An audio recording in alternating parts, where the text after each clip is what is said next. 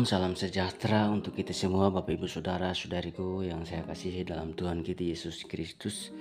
Selamat berjumpa lagi bersama saya di channel Kabar Gembira.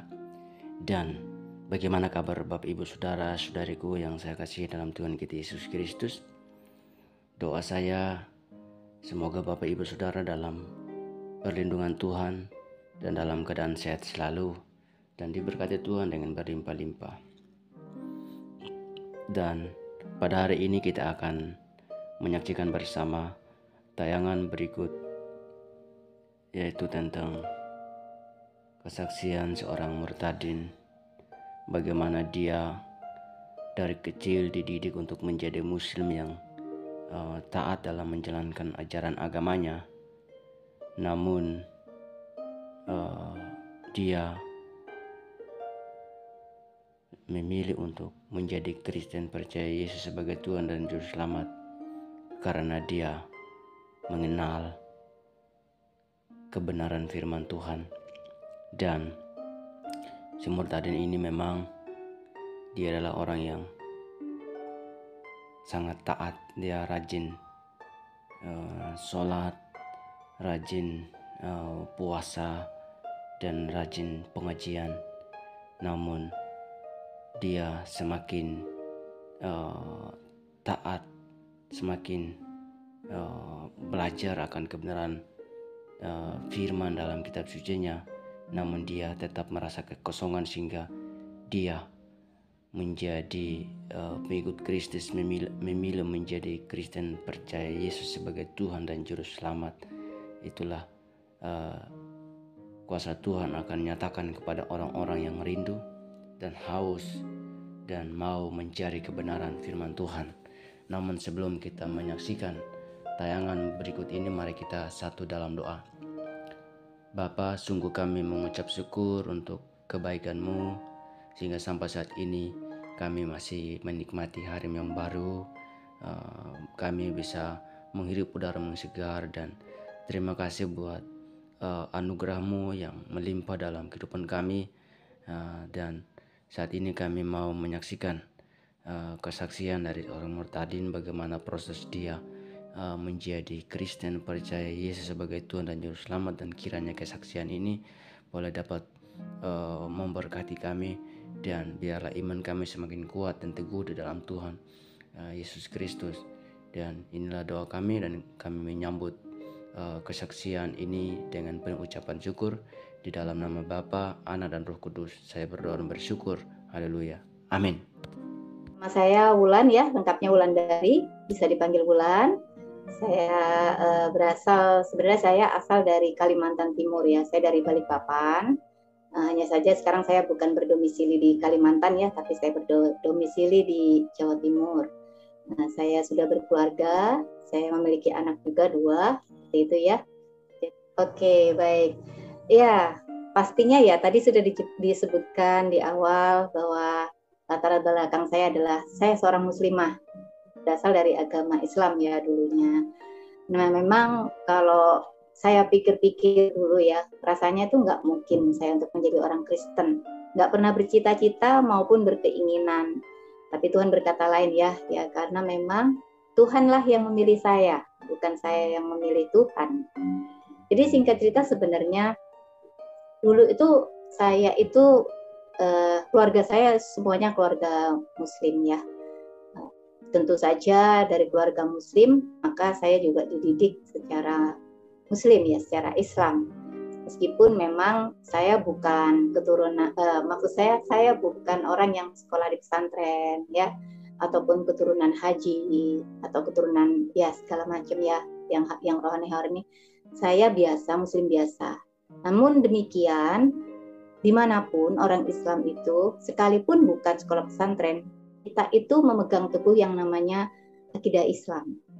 Ya, jadi tidak ada yang namanya boleh keluar dari agama Islam itu sendiri. Jadi benar-benar memegang teguh.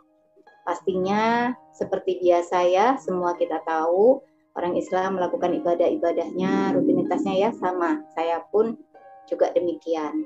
Jadi saya melakukan ibadah saya ya, sholat, puasa, ngaji gitu ya, dari kecil saya itu sudah dididik ngaji, jadi masih kecil-kecil, masih SD gitu ya, saya sudah dididik untuk ngaji gitu ya. Dan sampai besar pun ya sholat itu pasti, karena sholat itu adalah satu kewajiban. Jadi kalau tidak kalau meninggalkan sholat itu berdosa. Di sholat adalah satu kewajiban. Nah, itu saya selalu lakukan. Ya, singkat cerita, saya terus bertumbuh gitu ya, semakin besar dan saya semakin mencintai agama saya dulunya ya. Nah, dengan demikian saya berusaha untuk menjadi muslimah yang taat ya, menjadi seorang Islam, umat Islam ya yang mentaati.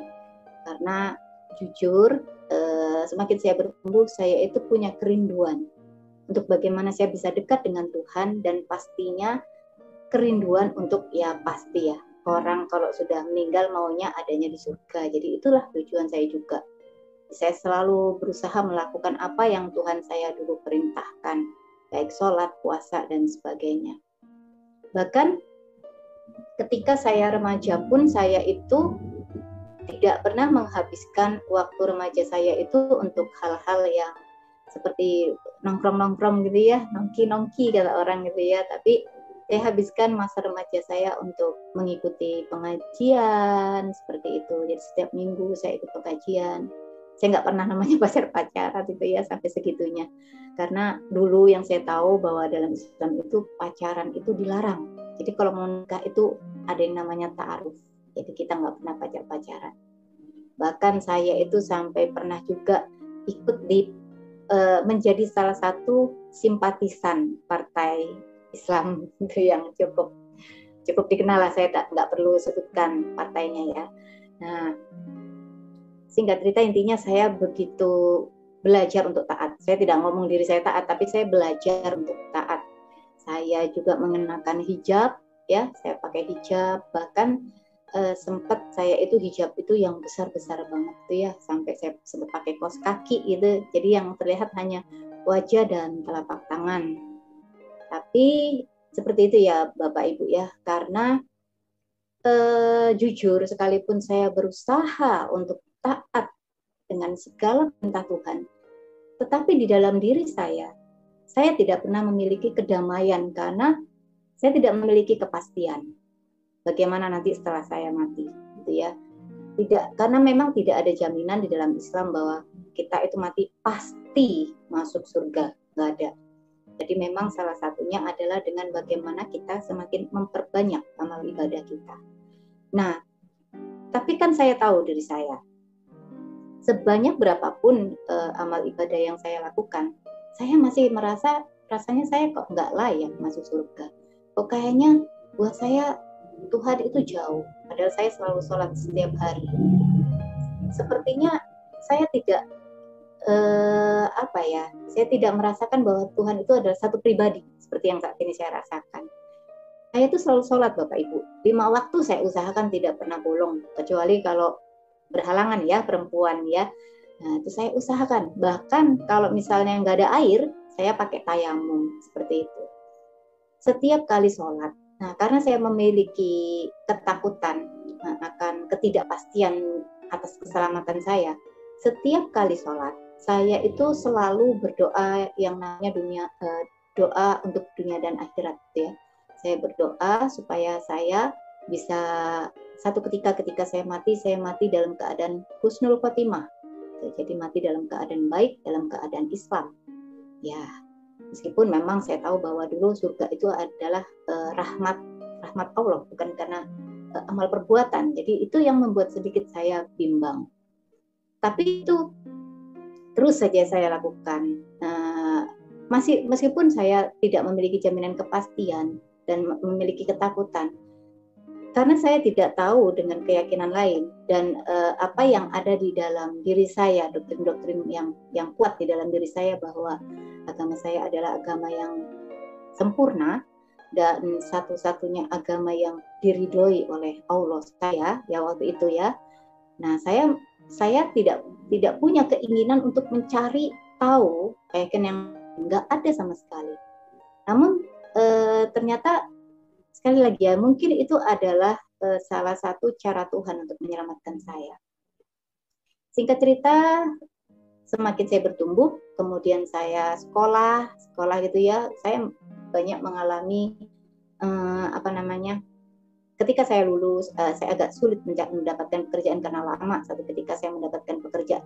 Dulu itu saya tidak mendapatkan pekerjaan bukan karena apa-apa.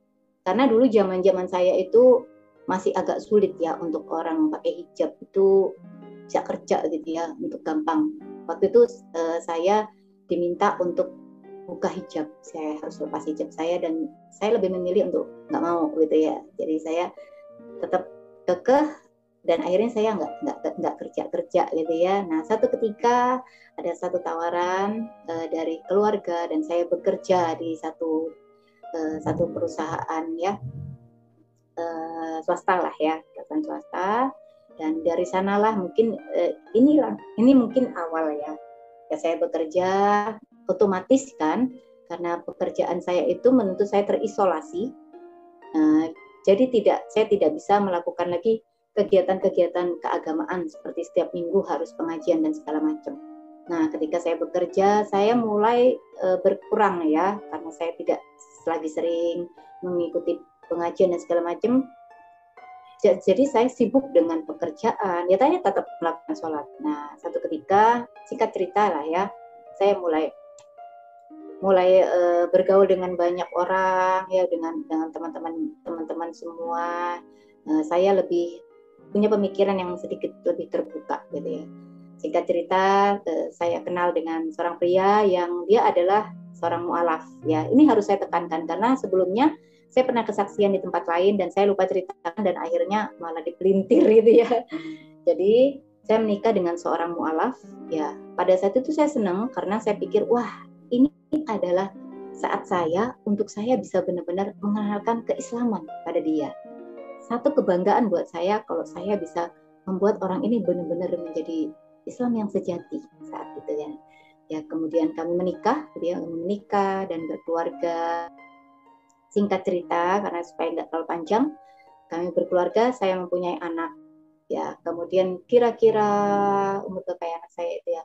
Nah, anak saya itu Tuhan izinkan untuk mengalami yang namanya sakit sindrom nefrotik gitu ya, atau ginjal bocor. Jadi pada saat itu saya juga sudah tidak bekerja ya, jadi saya sudah tidak bekerja, menjadi ibu rumah tangga, dan saya mempunyai rental PlayStation gitu ya, yang lumayan cukup rame.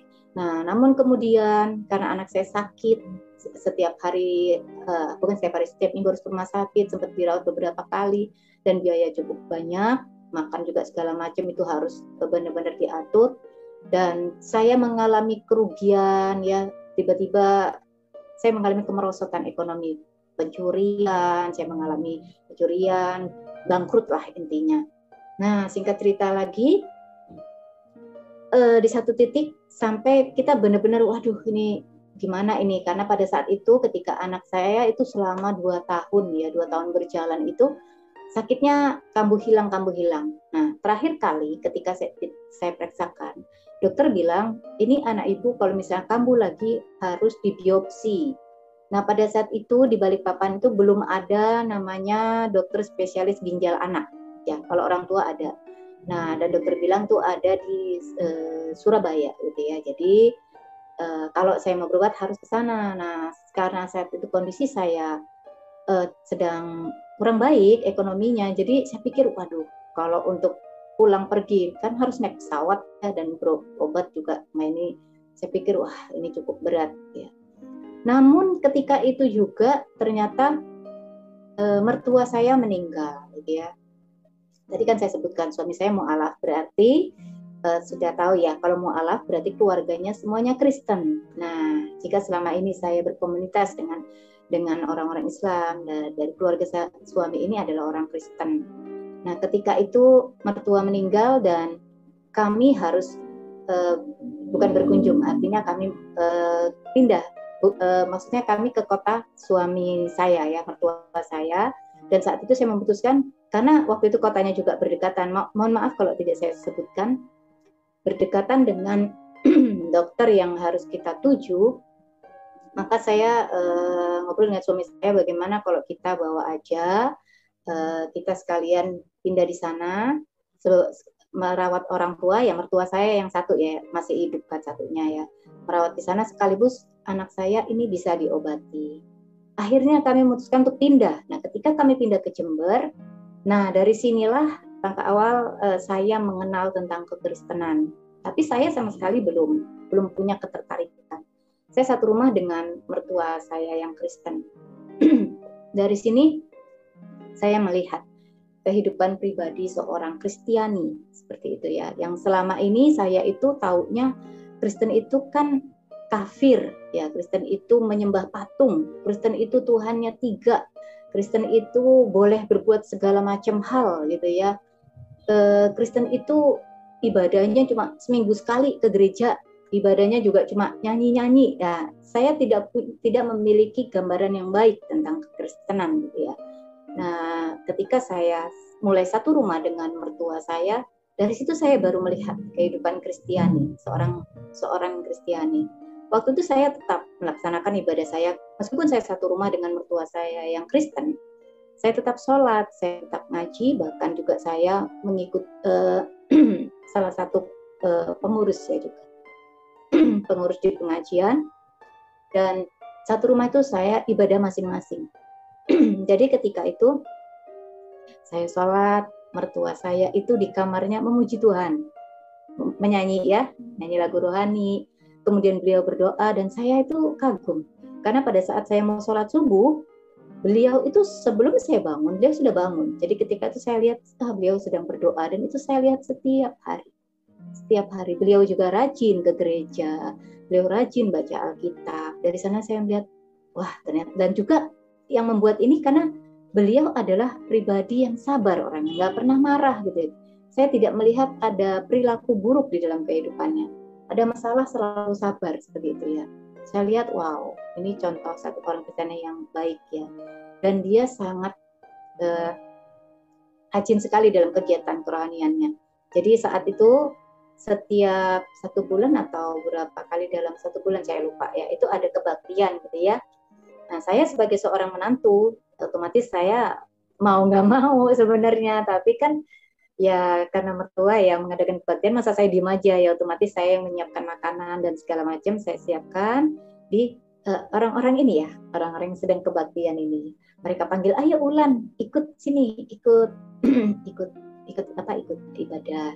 Begitu ya, enggak, terima kasih gitu aja. Mereka tidak memaksa dan mereka tidak tahu sepertinya kalau saya itu muslim gitu ya. Tapi mereka tidak pernah memaksa. Lama-kelamaan mereka tahu dan mereka tidak pernah mengajak lagi. Begitupun juga mertua saya tidak pernah mengajak saya untuk ikut ke gereja atau ikut apa. Saya tidak pernah dipengaruhi. Satu rumah dengan beliau, saya tidak pernah dipengaruhi. Kami masing-masing ibadah. Beliau memuji Tuhan ke gereja, saya tetap dengan ibadah saya. Singkat cerita lagi, satu ketika beliau sakit dan ketika sakit itu orang Kristen ini kan khususnya persekutuan dalam gereja ya, komunitas gereja ini kuat sekali. Ketika beliau sakit, mereka datang berkunjung dan mendoakan. Dari situ saya melihat kehidupan kekristenan. Dan yang anehnya ya, pada saat itu karena saya melihat, saya kasihan lihat mertua saya ikut di situ. Tapi saya tidak ikut berdoa, saya hanya ikut duduk di situ mendengarkan mereka gitu ya. Dan saya merasa adem gitu ya, saya merasa ya damai gitu ya, meskipun saya nggak ikut ya. Nah, satu ketika itu mertua saya meninggal ya, singkat cerita mertua saya meninggal, itu memberikan bekas di hati saya, berbekas di hati saya, yang bekas yang baik, intinya dampak yang baik ya. Saya jadi mulai sedikit pikiran buruk tentang kekristenan itu sedikit-sedikit mulai pudar gitu ya, dan akhirnya membuat segala macam pertanyaan di dalam diri saya. Nah, satu ketika mertua saya meninggal, saya memutuskan untuk membaca Alkitab mertua saya ya.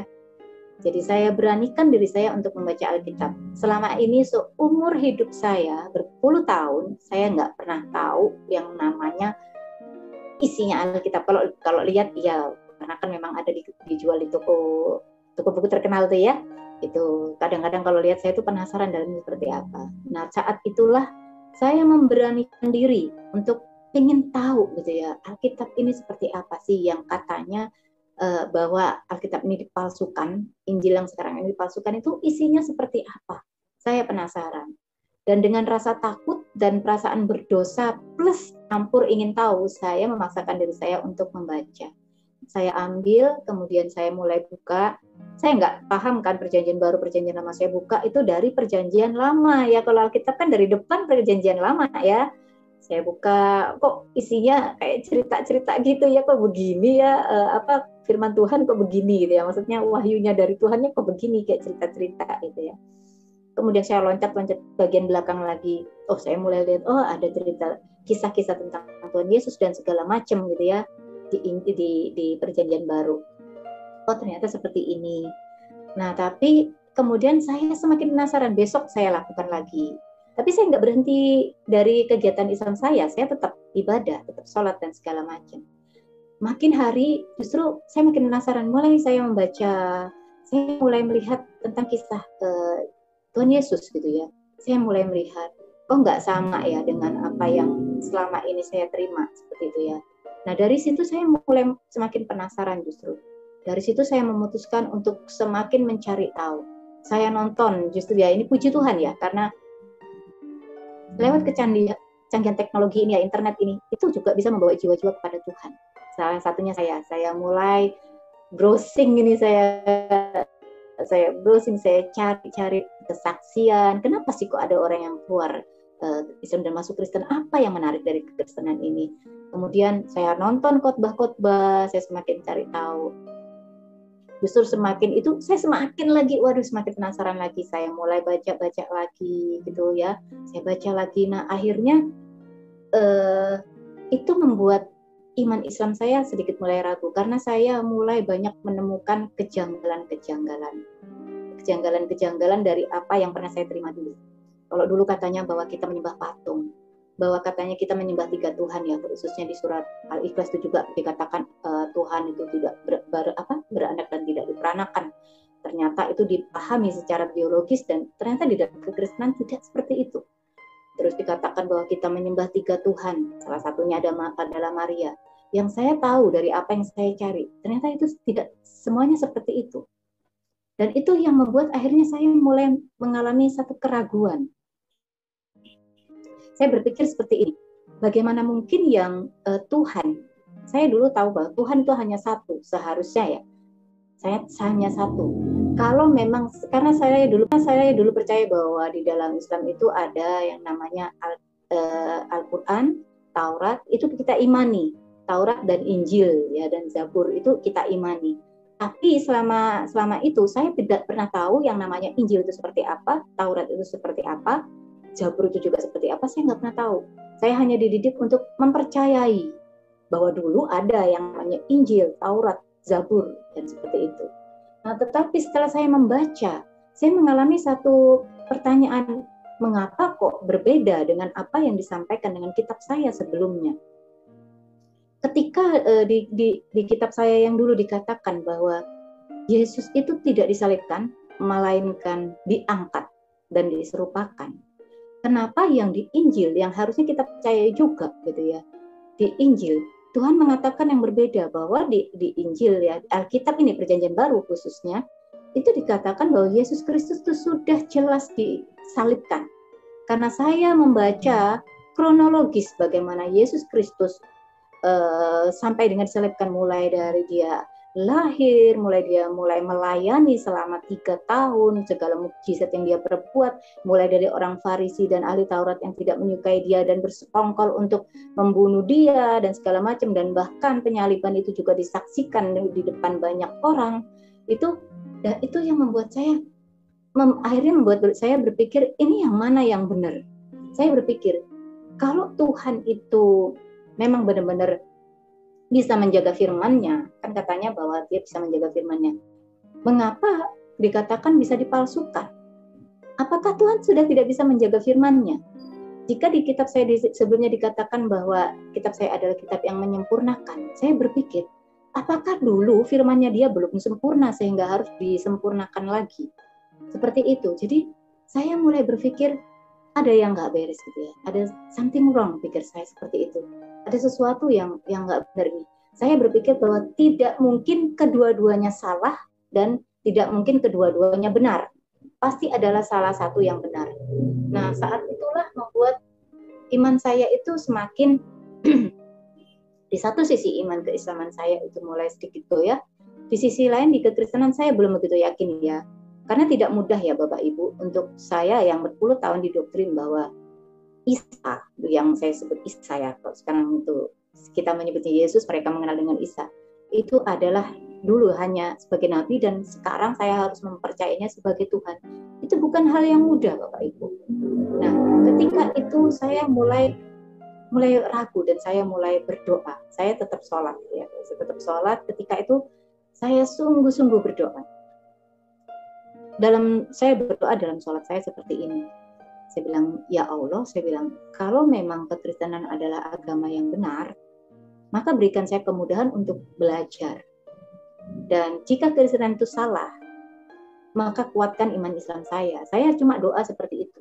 Saya nggak minta doa, jika Tuhan Yesus itu benar-benar Tuhan, maka hadirlah. Nggak pernah, karena saya di dalam pemahaman saya, nggak ada namanya Tuhan tuh hadir di dalam kehidupan kita, apalagi nyata gitu, itu nggak ada.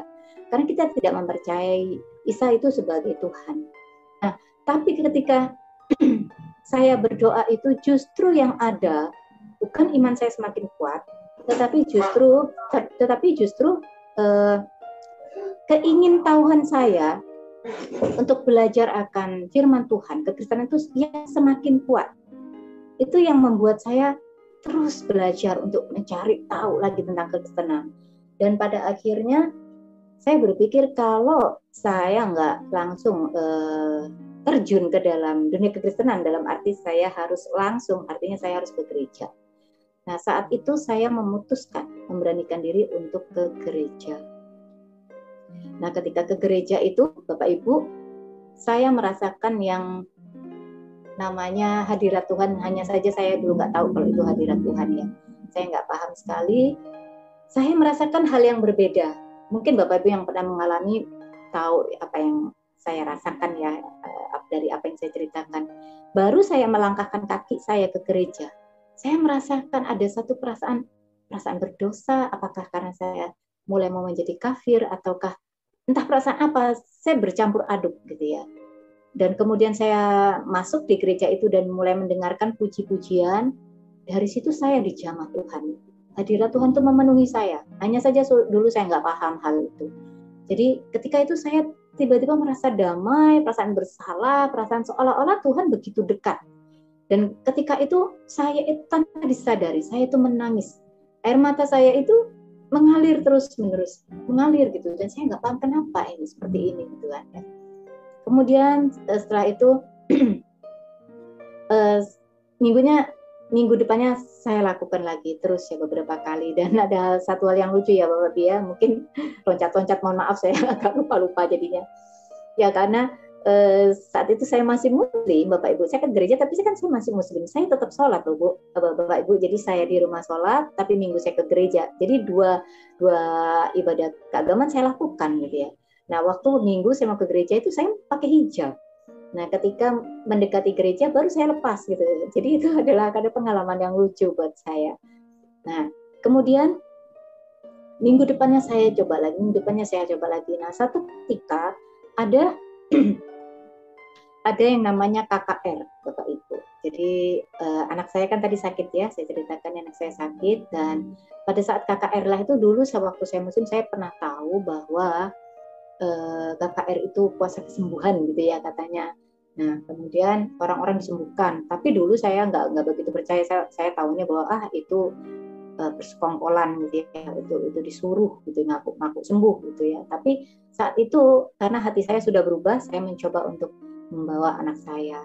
Dan ketika itu saya bawa, ketika ibadah dimulai, anak saya taruh di tempat orang sakit ya, dan saya pun ikut. Ketika itu anak saya didoakan dan anak saya itu merasakan di belakang punggung itu merasakan hangat yang mengalir, seperti itu Bapak Ibu, hangat yang mengalir. Kemudian dia menangis gitu ya itu dijamah Tuhan, tapi kita nggak paham karena masih Islam. Nah kemudian saya juga didoakan. Pada saat itu saya didatangi pendoa dan pendoa itu tanya sama saya, Ibu sakit apa? Saya bilang, saya sakit mah, tapi kalau nggak sembuh pun nggak apa-apa. Saya cuma pengen kenal Tuhan. Saya sendiri nggak ngerti kenapa saya bisa bicara seperti itu ya. Kemudian saya didoakan dan saya menangis gitu ya. Saya merasa entahlah, satu perasaan yang berbeda. Amin, puji Tuhan. Bapak Ibu saudara-saudariku yang saya kasihi dalam Tuhan kita Yesus Kristus. Rencana Tuhan sungguh indah. Rencana Tuhan sungguh luar biasa dalam kehidupan saya dan Bapak Ibu saudara yang percaya kepada Tuhan. Dan inilah kuasa Tuhan yang dinyatakan kepada orang-orang yang rindu dan haus, dan memang orang yang sedang dipilih Tuhan untuk menjadi alatnya, untuk menjadi murid Kristus yang sejati atau menjadi pengikut Kristus yang sejati. Dan memang ketika kita belum mengenal Tuhan, pasti kita tidak merasakan yang namanya damai sejahtera, sukacita dan kegembiraan, dan merasa hati kita pasti kekosongan. Tetapi ketika kita arahkan hati pikiran kita kepada kebenaran firman Tuhan dan kita mengenal Sang Juru Selamat itu pribadi Yesus Kristus, maka pastinya semuanya akan berubah total, sebab kita hidup dalam terang, bukan lagi dalam kegelapan, tetapi dalam terang Tuhan kita Yesus Kristus. Bapak Ibu saudara-saudariku yang saya kasihi dalam Tuhan kita Yesus Kristus. Dan ya, kita sudah menyaksikan si Murtadin ini, bagaimana dia dari kecil ya tentunya dididik atau didoktrin untuk menjadi muslim yang taat dalam menjalankan ajaran agamanya, dan juga dia taat beribadah, taat rajin pengajian, dan taat semuanya, Bapak Ibu saudaraku. Namun ketika dia mengarahkan pikirannya belajar di agama lamanya, dia tidak mendapatkan yang namanya sukacita, gembira, senang, malah yang ada kacau balau pikirannya, dan tentunya dia tidak tenang, Bapak Ibu saudaraku yang diberkati Tuhan. Ditambah lagi dengan masalah yang dihadapi, tantangan yang dihadapi, semakin bingung dia dan bimbang. Tidak ada tempatnya dia untuk bercurhat, tidak ada orang yang bisa menolong dia. Dan ketika dia mengambil keputusan untuk menjadi orang Kristen, itu percaya Yesus sebagai Tuhan dan Juru Selamat, dan akhirnya sekarang dia dipakai untuk menjadi alatnya Tuhan, Bapak Ibu saudaraku yang diberkati Tuhan.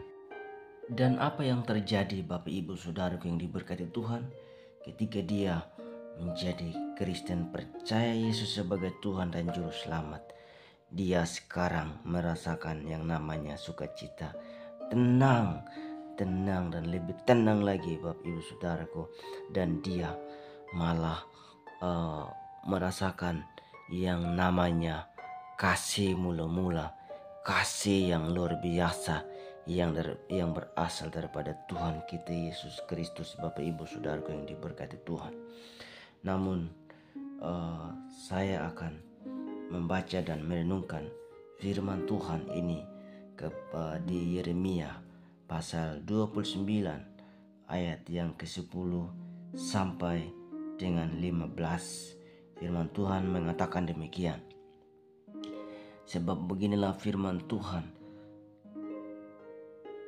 apabila telah genap 70 tahun bagi Babel, barulah aku memperhatikan kamu. Aku akan menepati janjiku itu kepadamu dengan mengembalikan kamu ke tempat ini, sebab aku ini mengetahui rancangan-rancangan apa yang ada padaku mengenai kamu. Demikianlah firman Tuhan, yaitu rancangan damai sejahtera dan bukan rancangan kecelakaan, untuk memberikan kepadamu hari demi hari depan yang penuh harapan. Dan apabila kamu berseru dan datang untuk berdoa kepadaku, maka aku akan mendengarkan kamu. Apabila kamu mencari aku, kamu akan menemukan aku. Apabila kamu menanyakan aku dengan segenap hati, aku akan memberi kamu menemukan aku. Demikianlah firman Tuhan, dan aku akan memulihkan keadaanmu dan akan mengumpulkan kamu dari antara segala bangsa dan dari segala tempat kemana kamu telah kucerai beraikan. Demikianlah firman Tuhan, dan aku akan mengembalikan kamu ke tempat yang dari mana aku telah membuang kamu. Memang kamu berkata, Tuhan telah membangkitkan nabi-nabi bagi kami di Babel. Demikian jauhlah firman Tuhan, Bapak Ibu Saudaraku yang saya kasihi dalam Tuhan kita Yesus Kristus. Nah, ini firman Tuhan ya tentunya ditujukan kepada bangsa Israel yang dibuang ke Babel pada waktu itu. Kenapa mereka dibuang, Bapak Ibu Saudaraku? Karena mereka tidak taat, mereka menjauh daripada Tuhan, mereka menyembah berhala dan lain sebagainya. Jadi sehingga Tuhan membuang mereka ke Babel, dan di sana mereka diperbudak. Mereka harus bekerja keras, harus menjadi budak di sana. Tapi di sini Tuhan mengatakan bahwa memang Tuhan menguji mereka dan membuang mereka 70 tahun di Babel mereka.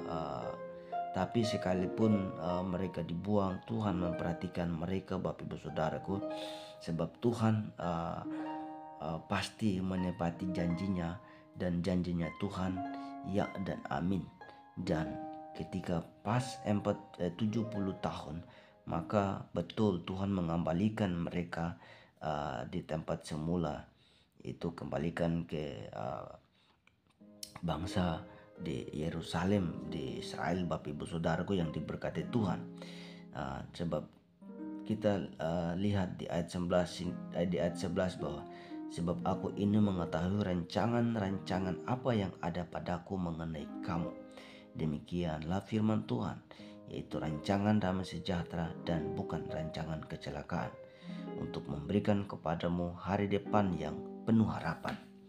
Jadi bagi saya dan Bapak Ibu Saudara, kita aplikasikan di sini bahwa rancangan Tuhan, rancangan damai sejahtera, rancangan Tuhan, rancangan yang luar biasa, bukan rancangan kecelakaan. Dan inilah kita akan, ketika kita hidup dalam rencana Tuhan, maka kita akan mendapat namanya damai sejahtera, sukacita, dan kegembiraan. Dan Tuhan pasti memberikan harapan yang penuh kebahagiaan untuk masa depan saya dan Bapak Ibu Saudara. Demikian juga sih Murtadin ini, dia sudah dirancang oleh Tuhan, bahwa Tuhan memberikan hari depan, masa depan yang penuh harapan kepada dia, bahwa rancangan Tuhan bukan rancangan kecelakaan untuk dia, sebab Tuhan memang saatnya untuk mengembalikan dia kepada kebenaran firman Tuhan, untuk hidup dalam kebenaran, untuk mengenal Sang Juru Selamat, yaitu Yesus Kristus, Tuhan dan Juru Selamat bagi saya dan Bapak Ibu Saudara yang percaya kepadanya. Dan ketika kita berseru kepada Tuhan, ketika kita datang kepada Tuhan, maka Tuhan akan mendengarkan saya dan Bapak Ibu Saudara, dan Tuhan akan uh, mempedulikan, akan menjawab apa yang kita minta.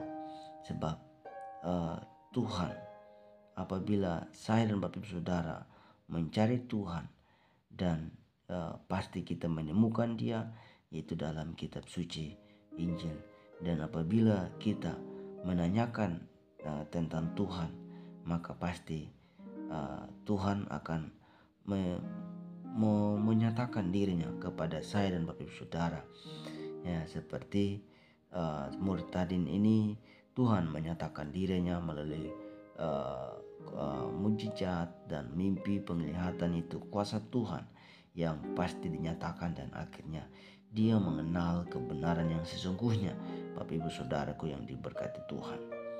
Dan ya, kita lihat di sini bahwa bangsa Israel dari ketidaktaatan mereka dibuang ke Babel, mereka diperbudak di sana, mereka hidup sengsara memang, tapi bukan berarti mereka ditinggalkan. Nah, ingat di sini bahwa ayat yang ke-10 di sini bahwa Tuhan mengatakan, aku memperhatikan kamu, aku akan menepati janjiku. Jadi ingat bahwa janji Tuhan pasti ya dan amin kepada saya dan Bapak Ibu Saudara, dan tidak pernah bukan janji palsu, tapi di dalam Tuhan janjinya itu pasti untuk saya dan Bapak Ibu Saudara. Untuk itu jangan kita pernah meninggalkan Tuhan, melainkan kita harus tetap terus mengandalkan Tuhan, ingat akan kebenaran firman Tuhan, dan kita harus cepat-cepat minta ampun sama Tuhan, Bapak Ibu Saudaraku, ketika kita hidup penuh dengan noda, penuh dengan kejahatan, penuh dengan kesalahan, dengan dosa, maka kita harus cepat minta ampun sama Tuhan, dan kita harus terus hidup dalam kebenaran firman Tuhan. Jadi untuk itu saya mengajak Bapak Ibu Saudara agar kita tetap hidup berpegang teguh kepada kebenaran firman Tuhan. Sebab Tuhan memperhatikan saya dan Bapak Ibu Saudara, sekalipun memang hidup kita penuh dengan masalah, penuh dengan tantangan. Jadi kita lihat iman seorang murid tadin ini, dia orang yang dipilih Tuhan, orang yang sedang dipakai Tuhan untuk menjadi alatnya Tuhan, sehingga sampai saat ini dia boleh menjadi berkat oleh banyak orang melalui kesaksiannya, Bapak Ibu Saudaraku yang saya kasihi dalam Tuhan kita Yesus Kristus. Jadi kita kembali di ayat 11 bahwa Tuhan mengatakan di sini, sebab aku ini mengetahui rancangan apa yang ada padaku mengenai kamu. Jadi Tuhan sudah merancangkan untuk saya dan Bapak Ibu Saudara. Tuhan sudah merancangkan untuk si murid tadin ini, sehingga Tuhan menyatakan kuasanya kepada murid tadin ini dan kepada saya dan Bapak Ibu Saudara juga. Dan ya, untuk itu yang pertama, kita harus tetap terus berpegang teguh kepada kebenaran firman Tuhan. Kita harus tetap terus mengandalkan Tuhan. Kita harus tetap terus berharap kepada Dia. Kita harus tetap terus membangun hubungan yang intim dengan Tuhan. Sebab Tuhanlah yang merancangkan segala sesuatu untuk kebaikan saya dan Bapak Ibu Saudara, untuk masa depan saya dan Bapak Ibu Saudara yang penuh harapan. Sebab ketika kita berseru, ketika kita datang kepada Tuhan untuk berdoa, maka Tuhan mendengarkan saya dan Bapak Ibu Saudara, dan pasti Tuhan akan menjawab, memberikan apa yang menjadi kebutuhan saya dan Bapak Ibu Saudara sesuai dengan kehendaknya Tuhan. Jadi untuk itu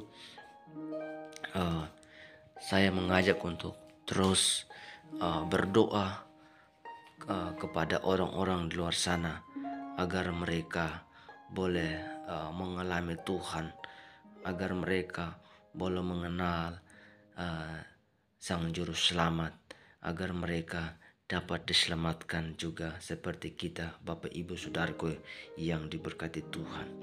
Dan ya, kita jangan lupa untuk terus berdoa, jangan lupa untuk kita terus memberitakan kabar baik ini kepada orang-orang di luar Kristus. Dan jangan lupa untuk terus mendukung kami, Bapak Ibu Saudaraku, dengan like, komen, subscribe, serta share sebanyak-banyaknya kepada teman Bapak Ibu Saudara, agar kami tetap semangat untuk terus melayani Tuhan.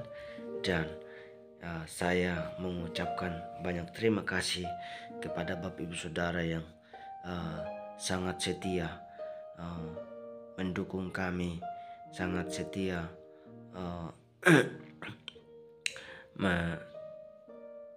sponsor kami lewat channel ini. Dan biarlah doa saya untuk Bapak Ibu Saudara diberkati dengan berlimpah-limpah, dan Bapak Ibu Saudara tetap dalam keadaan sehat selalu dan dalam perlindungan Tuhan.